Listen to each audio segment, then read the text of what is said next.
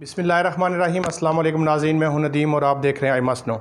नाज़रीन, शहबाज शरीफ जब नैब के सामने पेश होते हैं, कुछ सवालात उनके सामने रखे जाते हैं जिनके वो इस तरह से कुछ जवाब देते हैं जिनसे हमें कुछ नतीजा अख़ज़ करना चाहिए, जिनसे हमें कुछ सोचना चाहिए, जिनसे हमें फ्यूचर के बारे में प्लान करना चाहिए, अगली बार वोट के बारे में प्लान करना चाहिए।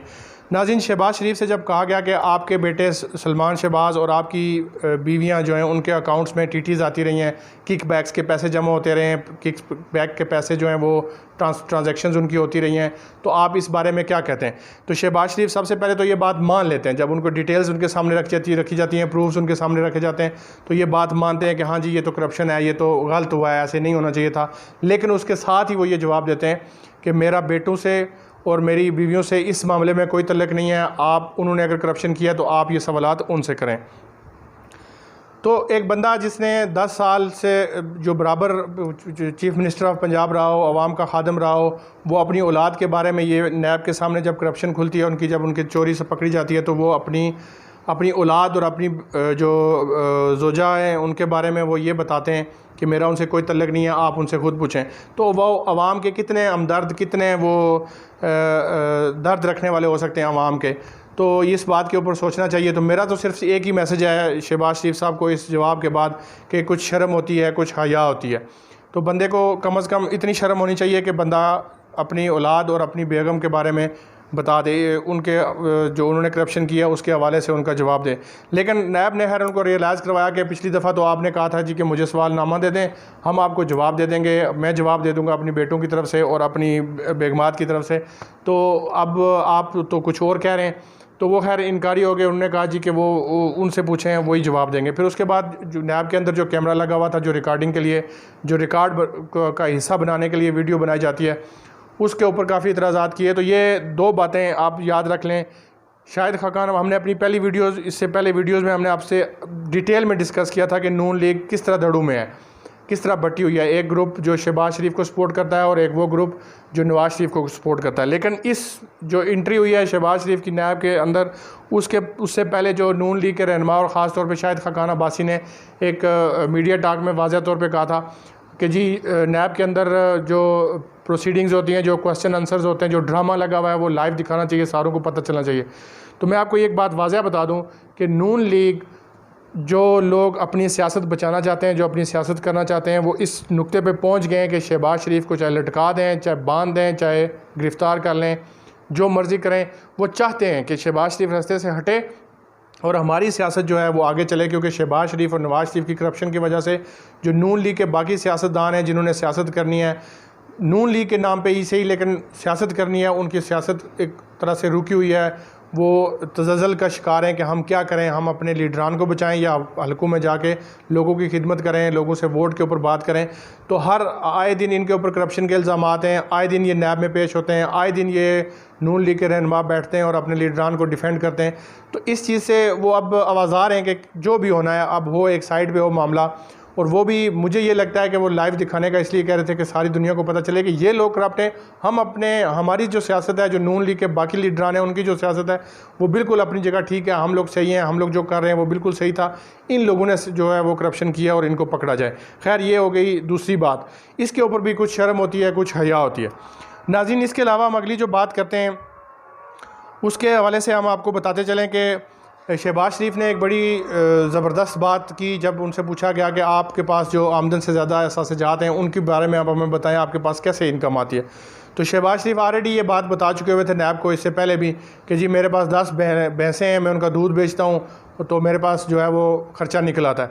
फिर इस दफ़ा उन्होंने मज़ीद जो है इस बात को बढ़ाया, नहीं जी कि आपके पास तो इससे ज़्यादा इनकम आती है, जो आप बता रहे हैं कि आप भैंसों का दूध बेचते हैं, इससे ज़्यादा इनकम है आपके पास, उसकी हमें बताएं तफसीलात के कि ये क्या माजरा है, कहाँ से आते हैं।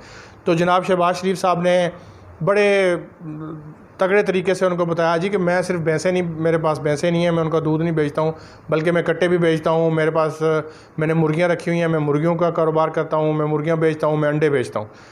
कुछ शर्म होती है, कुछ हया होती है।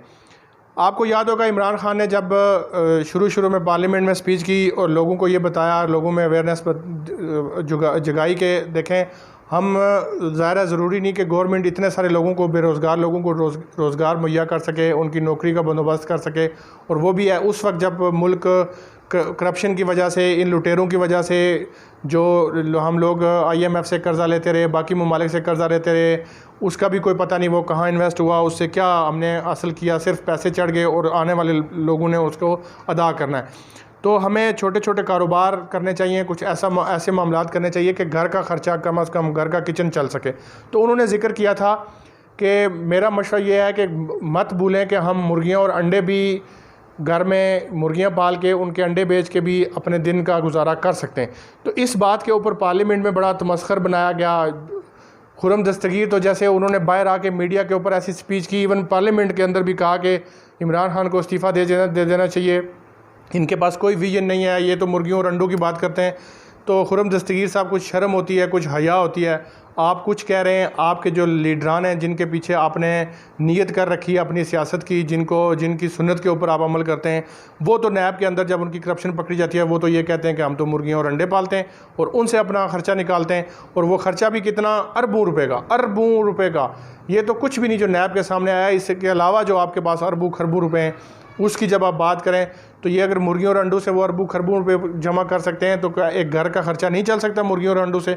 कुछ शर्म होती है, कुछ हया होती है। ख्वाजा आसिफ साहब, कुछ शर्म होती है, कुछ हया होती है। आपके लीडर कुछ कहते हैं, आप कुछ कहते हैं। जनाब विजन 2025, एहसन इकबाल साहब, कुछ शर्म होती है, कुछ हया होती है। आपका विजन 2025 कहाँ गया जिसमें आपने बड़ी बड़ी बातें की थी? आपके लीडरान तो मुर्गियाँ और अंडे बेच के अपना गुजारा करते हैं और अरबों रुपए कमाते हैं, और आप यहाँ लोगों को, आवाम को ये बेवकूफ़ बनाते रहे कि जी 2025 विजन हमारा ये है, हम ये कर लेंगे, हम वो कर लेंगे। कुछ शर्म होती है, कुछ हया होती है। इससे ज़्यादा मेरे पास अल्फाज नहीं है कि मैं आपको इसका जवाब दूँ। फिर उसके बाद आगे चलते हैं, थोड़ी सी सियासत जो अभी चल रही है उसके हवाले से बात करते हैं।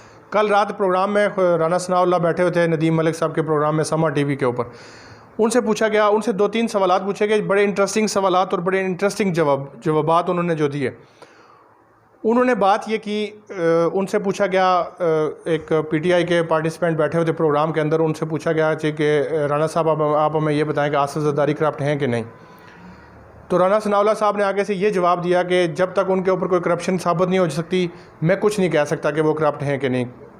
कुछ शर्म होती है राना सनाउल्लाह साहब, कुछ हया करें, कुछ शर्म होती है, कुछ हया होती है। आपके लीडरान, आपको याद है कि आपके CM पंजाब खादम आला और नवाज शरीफ साहब क्या कहते थे आसिफ जरदारी के बारे में, उसके स्विस अकाउंट्स के बारे में, कि हम क्या करेंगे, हम सड़कों पे घसीटेंगे आसिफ जरदारी को अगर हमें हुकूमत मिल जाती है। हम वो पैसा निकलवाएंगे स्विस अकाउंट से जो पाकिस्तान से करप्शन की मद में यहाँ से इकट्ठा करके आवाम का पैसा ले जाके आपने स्विस अकाउंट्स में जमा करवाया हुआ है। आज आपके जो सो कॉल्ड आपके लीडरान हैं, जो नामी ग्रामी लोग हैं नून लीग के, वो TV शोज़ में बैठते हैं और वहाँ बैठ के आसिफ अली जरदारी के ऊपर के बारे में कहते हैं जी कि हमें नहीं पता वो करप्ट है कि नहीं। एक पेज पे नहीं है आप लोग। कुछ शर्म होती है, कुछ हया होती है। राना सनाउल्लाह साहब से ये पूछा गया, राना साहब कराची में जो ऑपरेशन हुआ उसके बारे में जब सवाल किया गया उस प्रोग्राम के अंदर, जो आर्मी ने ऑपरेशन किया था कराची के अंदर कुछ अर्सा पहले, तो उसके ऊपर राना सनाउल्लाह साहब ने वाज़ेह तौर पे कहा जी कि हमें नहीं पता वो क्या हुआ। चौधरी निसार साहब इंटीरियर मिनिस्टर थे, मियाँ मोहम्मद नवाज शरीफ साहब वज़ीर आज़म पाकिस्तान थे, और इनको नहीं पता कि कराची में ऑपरेशन कौन कर रहा था और क्या हो रहा था। कुछ शर्म होती है, कुछ हया होती है। आपको अगर नहीं पता था, इसका मतलब यह है कि आपकी गवर्नमेंट भी सिलेक्टेड गवर्नमेंट थी। आप जो बैठ के TV शोज़ के ऊपर बैठ के लोगों को और मीडिया पे टाक करते हैं तो सबसे पहले यही बात करते हैं कि इमरान खान को इस्तीफ़ा दे देना चाहिए। वो तो सिलेक्टेड वज़ीर आज़म है। कुछ शर्म होती है, कुछ हया होती है। आपको यही नहीं पता कि कराची के अंदर ऑपरेशन हो रहा था, आपके इंटीरियर मिनिस्टर को नहीं पता, आपके वज़ीर आज़म को नहीं पता, उस वक्त के मियाँ मोहम्मद नवाज शरीफ को नहीं पता, जो ताहियात नायाल वज़ीर आज़म हैं उनको नहीं पता कि ऑपरेशन कौन कर रहा था। यानी आपकी गवर्नमेंट सिलेक्टेड थी, आप सिर्फ आगे लोगों को दिखाने के लिए बैठे हुए थे, गवर्नमेंट कोई और चला रहा था। कुछ शर्म होती है, कुछ हया होती है। मेरा मुतालबा बिलावल भुट्टो जरदारी से ये है कि जो हर मीडिया टॉक में जो बात करता है प्राइम मिनिस्टर के बारे में, जो बात करता है गवर्नमेंट के बारे में, और वो यही अल्फाज इस्तेमाल करता है, सिलेक्टेड वज़ीर आज़म, सिलेक्टेड गवर्नमेंट, सिलेक्टेड वज़ीर आज़म, सिलेक्टेड गवर्नमेंट, इस दायरे से वो बाहर नहीं निकलते। जनाब बिलावल भुट्टो जरदारी साहब, आप ये आएँ मीडिया पे आके ये बात माने, उस वक्त भी पीपल्स पार्टी की गवर्नमेंट थी सिंध के अंदर जब फ़ौज ऑपरेशन कर रही थी। कुछ शर्म होती है, कुछ हया होती है। अगर वज़ीर आज़म पाकिस्तान को, उस वक्त के वज़ीर आज़म को नहीं पता था, इंटीरियर मिनिस्टर को नहीं पता था, 100% बात है कि आपको भी नहीं पता था कि ऑपरेशन कौन और किसके कहने पे किया जा रहा है। तो इसका मतलब सिंध में जो आपकी गवर्नमेंट थी उस वक्त की, वो भी इलेक्टेड नहीं थी। कुछ शर्म होती है, कुछ हया होती है। मेरा ये मुतालबा है, इस फोरम से मेरा ये मुतालबा है कि आप आएँ मीडिया पे आके, उसी तरह वो जिस तरह आप इमरान खान को सिलेक्टेड कहते हैं, इस गवर्नमेंट को सिलेक्टेड कहते हैं, माने इस बात को कि उस वक्त की गवर्नमेंट जो पीपल्स पार्टी की गवर्नमेंट थी सिंध में, जिस वक्त फ़ौज वहाँ पे ऑपरेशन कर रही थी, तो आपको नहीं पता था कि आप वो ऑपरेशन किसके कहने पे और कौन करा रहा है और कौन कर रहा है। और आप, इसका मतलब आप इलेक्टेड थे, इलेक्टेड नहीं थे। ये बात मीडिया पे आके एडमिट करें, माने। कुछ शर्म होती है, कुछ हया होती है। उसके अलावा मैं आपको से जो बात डिस्कस करना चाहता हूँ वो ये है कि स्टील मिल्स के ख़िलाफ़ कुछ लोगों ने, पाकिस्तान की गवर्नमेंट ने ये फ़ैसला किया कि हम स्टील मिल को जो है वो उसको प्राइवेटाइज़ करेंगे, और जो हम रोज़ हर महीने का जो हम बंद स्टील मिल्स के लोगों को जो हम तनख्वाह की मद में करोड़ों रुपए, अरबों रुपए बल्कि देते हैं, उसको हम सेव करेंगे। फिर उन गोल्डन शेक हैंड है, तकरीबन 23 लाख रुपए पर हेड जो है वो मिलना है जो मुलाजमीन वहाँ से फारग होने। तो उसके ऊपर कुछ लोग कोर्ट में जा रहे हैं कि जी हम इसके ऊपर स्टे लेंगे कि इसको प्राइवेटाइज़ नहीं होने देंगे। तो मेरा ये मुतालबा है जज साहिबान से, जुडिशरी से और अदालतों से कि ये मामला एक चीफ़ एग्जीक्यूटिव का मामला है, गवर्नमेंट का मामला है, इसमें खुदारा आप मुदाखलत ना कीजिएगा। आप बिल्कुल इसमें मुदाखलत ना करें, गवर्नमेंट को अपना काम करने दें। ये अदालतों का काम नहीं है, ये गवर्नमेंट का काम है, उनको करने दें। वो इसको किस तरह से हैंडल करते हैं, किस तरह सेटल डाउन करते हैं।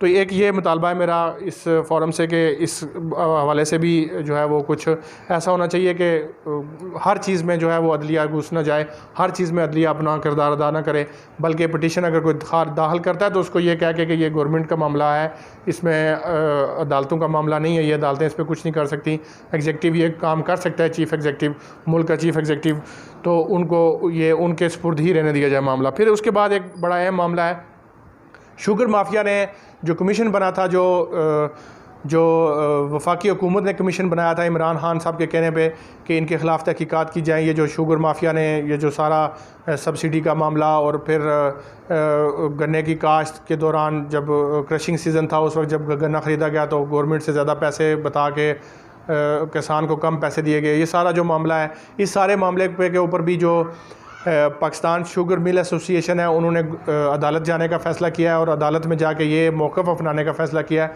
कि ये जो मामला है ये वफाकी हुकूमत का था ही नहीं, ये तो सूबाई हुकूमत का मामला था, लिहाजा ये कमीशन जो है वो गैर आइनी, गैर कानूनी था। यानी इसके ऊपर जो फाइंडिंग्स, रिपोर्ट जो भी इन्होंने कार्रवाई की है वो सारी गैर कानूनी थी।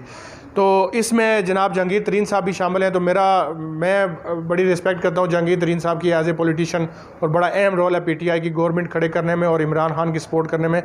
तो वो उनके डॉक्यूमेंटेशन अगर देखी जाए उनके हवाले से, और जब भी टीवी पे आते हैं, और इवन उनके हवाले से इमरान खान भी कई दफ़ा कह चुके हैं कि जहांगीर तरीन वो वाहिद आदमी है, बिजनेसमैन है जो पूरा टैक्स अदा करते हैं। तो जहांगीर तरीन साहब, अगर आप पूरा टैक्स अदा करते हैं, आपकी मिल्स जो जितनी भी मिल्स लगी हुई हैं और आपने जो पेमेंट्स की हुई हैं, जो आपने सब्सिडी ली हुई है कानूनी है, इसमें कोई गैर कानूनी चीज़ नहीं है, तो आप इस सारे मामले को आगे तक जाने दें, ताकि आने वाले वक्त में ये तो हुआ सो हुआ, पता नहीं ये रिकवरी होती है या नहीं होती, किस कदर होती है, लेकिन सारे मामले में जहाँ कोई काम गैर कानूनी हुआ आप ज़रूर जाइएगा, लेकिन इस माफिया का हिस्सा बन के आप अदालत में मत जाएं। अदालत को, गवर्नमेंट को अपना काम करने दें। जो कमीशन बना है उसकी फाइंडिंग के ऊपर जो भी मामला चल रहे हैं उनको मंतकी इंजाम तक पहुंचने दें, ताकि आने वाले दिनों में ये जो भी करप्शन होती है, ये जो माफिया इकट्ठा होकर एक साथ मिल के और ये सारे मामलात के ऊपर कानूनी रास्ता अख्तियार करते हैं। अब इसमें टेक्नोलॉजीज़ जो हैं उनके पीछे छुपा जा रहा है, इसके ऊपर 18वीं तरमीम के पीछे छुपा जा रहा है जी कि ये तो सारा मामला वफाक का था ही नहीं, ये तो मामला सूबाई था, वफाक ने इसके ऊपर कमीशन नहीं बनाना चाहिए था, तहकीकात नहीं होनी चाहिए थी, इसके ऊपर जो भी इन्वेस्टिगेशंस हुई हैं वो सारी गैर कानूनी करार दे दी जाए और इस मामले को जैसा चल रहा है वैसा चलने दिया जाए। तो ऐसा नहीं होगा, कुछ भी हो गया, अपोजिशन के लोग बच गए, गवर्नमेंट के लोग, मैं आपको लिख के दे रहा हूँ कि ये जो सिलसिला चल पड़ा है, एहतसाब का जो प्रोसेस चल पड़ा है, इसके अंदर मैं आपको लिख के बता रहा हूँ ये बात कि ये वो लोग पकड़े जाएंगे जिन लोगों ने ये सारे मामलात किए हैं, जिन्होंने ये मिल के साजबाज करके एक दूसरे के साथ मिल मिला के और फिर इस माफिया का हिस्सा बन के गवर्नमेंट को, इवन आवाम को, पाकिस्तान की आवाम को जो ये टिका लगा है अरबों रुपए का, इसके ऊपर ज़रूर ये तहकीकात होंगी और ये ज़रूर वो पैसे वापस आएंगे। अगर अपोजिशन के लोग किसी भी टेक्नोलॉजी के पीछे छुप के अपने आप को उन्होंने सेव कर लिया, या अदालतों जैसे होता है, इससे पहले भी आपके सामने ही है कितने करप्शन के केसेस हैं जिनमें बेल हो चुकी, कितने करप्शन के केसेस हैं जो बंद हो चुके हुए हैं। मॉडल टाउन का केस, फिर उदैबिया पेपर मिल का केस आपके सामने है। ये जो सारा मामला है, इसमें आपको पता है कि इन लोगों को कानूनी कार्रवाइयाँ करानी आती हैं, कानूनी पेचीदगियाँ इनको पता है, टेक्नोलॉजीज़ पता है, इनके पीछे छुपने की कोशिश करेंगे। तो मेरा मुतालबा है अदालतों से कि खुदा के लिए इनको, गवर्नमेंट को अपना काम करने दें, जिस तरह भी प्रोसेस हो रहा है उसको आगे तक चलने दें। फिर आखिरी बात जो मैं करना चाहता हूँ वो ये है कि शहजाद अकबर के ऊपर बड़ी तनकीद हो रही है। सारे लोग बिलखसूस जो है वो अपोजिशन इस बात पर तनकीद कर रही है कि जनाब शहजाद अकबर को प्रेस कॉन्फ्रेंसेस नहीं करनी चाहिए, ये मामला। तो शहजाद अकबर को प्रेस कॉन्फ्रेंस करके आवाम को एतमाद में लेना पड़ेगा। उसने सारे सबूत सामने रखे, आवाम के सामने रखे, अदालतों के सामने रखे, नैब के सामने रखे। आज वही लोग नैब से उठ के अदालतों में जाके वहाँ किसी न किसी टेक्नोलॉजी के पीछे छुपने की कोशिश कर रहे हैं। तो शहजाद अकबर अपनी आवाम को ये ना बताएं कि जी हमारे ऊपर ये ज़िम्मेदारी थी एज ए गवर्नमेंट, हमने सारे शवाहिद सबूत इन लोगों के सामने रखे, लेकिन ये इस वजह से, इन वजूहात की बिना पे अपने आप को बचा रहे हैं, अपने आप को बचाने की कोशिश कर रहे हैं, या अदालतों के पीछे छुप रहे हैं, स्टेज ले रहे हैं। फिर मुख्तलिफ़ केसेस हैं जिनके ऊपर स्टेज भी लिया हुआ है, आपको अच्छी तरह याद होगा, अच्छी तरह पता होगा। तो इसके ऊपर शहजाद अकबर को चाहिए, उनको चाहिए डेफिनेटली कि वो बिल्कुल ऐसा करें कि हर हफ्ते में एक दफ़ा 2 दफ़ा ज़रूर प्रेस कॉन्फ्रेंस करें, और लोगों के जितने भी इनके सामने केसेस आते हैं, वो जो भी इनकी इन्वेस्टिगेशन के बाद इनके पास डॉक्यूमेंट्स आते हैं, जो प्रूफ सबूत आते हैं करप्शन के, वो आवाम के सामने रखने चाहिए। फिर उसके अलावा आखिरी बात जो मैं आपसे करना चाहता हूँ वो ये है कि अगर शहजाद अकबर के ऊपर ये इल्ज़ाम लगता है कि जी आपने अभी तक जितने भी सबूत शवाहिद पेश किए हैं उनमें से कौन सी रिकवरीज़ करके लाएँ आप, तो शहजाद अकबर का ना इख्तियार स्विस बैंकों में जो पैसा पड़ा है पाकिस्तान का उनमें है, जो बरतानिया में लोगों की जायदादें हैं उनके ऊपर है। ज़ाहिर है इससे पहले कोई नेगोशिएशन, कोई डील, कोई डॉक्यूमेंटेशन कंट्री टू कंट्री नहीं थी, यानी पाकिस्तान की बाकी ममालिक के साथ बिल्कुल ये कोई भी एग्रीमेंट नहीं था कि हम जब चाहें तो अपने लोगों की जो है वो डिटेल्स हासिल करें। वो ज़ाहिर है इन करप्शन के पैसों के ऊपर अपने पूरे मुल्क चला रहे होते हैं। अब स्विस के पास क्या है इसके अलावा कि उनके पास बैंक अकाउंट्स हैं, और लोगों के जो ब्लैक मनी है उसको वो वहाँ प्रोटेक्शन देते हैं, और सारी दुनिया के लोग वहाँ से पैसा उठाते हैं और स्विस बैंकों में जमा करवाते हैं, और स्विस पूरा मुल्क इन लोगों के करप्शन के पैसे के ऊपर चल रहा होता है। वो कैसे आपको डिटेल्स देते हैं, तो इतना आसान नहीं है। लेकिन ये जो एक एहतसाब का जो अमल है जिसके ऊपर ये काम शुरू हुआ है, इंशाल्लाह ये आप देखेंगे आने वाले वक्त में कि ये किसी न किसी डायरेक्शन में, किसी न किसी तरह, किसी न किसी हद तक करप्शन को रोकेंगे, किसी न किसी तरह इसको नीचे लाएंगे, इसका लेवल लो होगा, इसके ऊपर अमल दरामद होगा, इसके ऊपर काम होगा। तो हम बिल्कुल इस मामले में गवर्नमेंट के साथ हैं कि बिल्कुल जो है एहतसाब होना चाहिए, एक रास्ता बोर्ड होना चाहिए। जैसे अभी कुछ वज़ीरों के ख़िलाफ़ भी, गवर्नमेंट के लोगों के ख़िलाफ़ भी एहतसाब का अमल शुरू हो चुका हुआ है। तो ये जो एक बात चली थी कि जी नैब अब टाइगर बन के सामने आएगा, तो लग रहा है क्योंकि शहबाज शरीफ की नैब में जो पेशी हुई है, सवालों के जवाबात और उनके ऊपर उनको सबूत दिए गए, बता दिया गया जी कि हमारे पास इतने एफिडेविट्स हैं और इतने हमारे पास लोग हैं जो वादा माफ़ गवाह बनने के लिए तैयार हैं। तो उन्होंने समझ लें कि ये बात एक्सेप्ट कर ली कि हाँ जी करप्शन हुई है, बस मैं डिटेल दूंगा, ये है वो है, आएँ बाएँ शाएँ करके अब वो अदालतों के पीछे छुपने की कोशिश करेंगे। तो उम्मीद है कि आने वाले दिनों में ये जो करप्शन का मामला है इसके ऊपर कुछ पेशरफ्त होगी, कुछ बेहतर अंदाज में पेशरफ्त होगी, और जो पैसा है उसकी रिकवरी भी होगी। मुझे अपनी दुआओं में याद रखिए। अगली वीडियो में फिर हाज़िर होंगे। अल्लाह हाफ़िज़।